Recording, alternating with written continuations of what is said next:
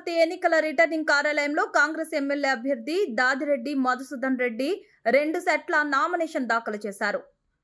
కాంగ్రెస్ కార్యాలయం నుంచి ఎటువంటి ఆర్భాటం లేకుండా ప్రపోజల్ చేసి అభ్యర్థులతో కలిసి వచ్చి నామినేషన్ వేశారు.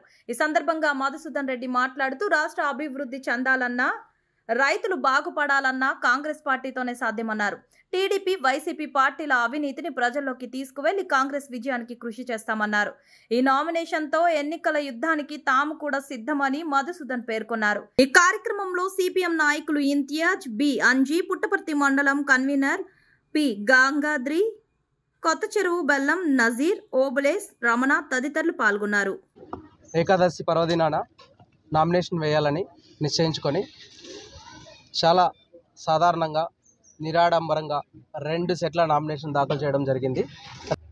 కాంగ్రెస్ పార్టీ ఒక రైతు పార్టీ. నన్ను ఒక రైతు బిడ్డగా గుర్తించి ఈ నియోజకవర్గంలో కాంగ్రెస్ పార్టీ నియోజకవర్గంలోని సమస్యలను తన భుజస్కంధాలపైన వేసుకుంటానని ఆంధ్రప్రదేశ్ పిసిసి అధ్యక్షురాలైనటువంటి షర్మిలారెడ్డి గారు నా మీద ఎంతో నమ్మకం ఉంచి నాకు బీఫామ్ కేటాయించడం జరిగింది. ఈరోజు నామినేషన్ ప్రక్రియ పూర్తయింది. అంటే మేము కూడా యుద్ధానికి సిద్ధం. వామపక్ష పార్టీలు కలుపుకొని రేపటి నుంచి మేము గ్రౌండ్లో పూర్తిగా ఎలక్షన్ కార్యక్రమాన్ని నిర్వహిస్తాం. అలాగే నామినేషన్ వేయడం అనేది మంది మార్బలంతోనే కాకుండా సాధారణంగా నామినేషన్ వేసి కూడా ప్రజల్లో ఎంత బలమో మేము పోలింగ్ తర్వాత చూపిస్తాం.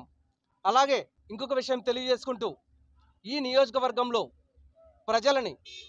ప్రజా సమస్యల్ని గాలికి వదిలేసి ఉన్నటువంటి 2 పార్టీలను, అలాగే కేంద్రంలో అధికారంలో ఉన్నటువంటి బీజేపీ పార్టీని కూడా ఈసారి రాబోయే ఎన్నికల్లో గద్దె దింపి రాహుల్ గాంధీ గారిని ప్రధానమంత్రి చేయాలన్నదే ఇండియా కూటమి యొక్క లక్ష్యం.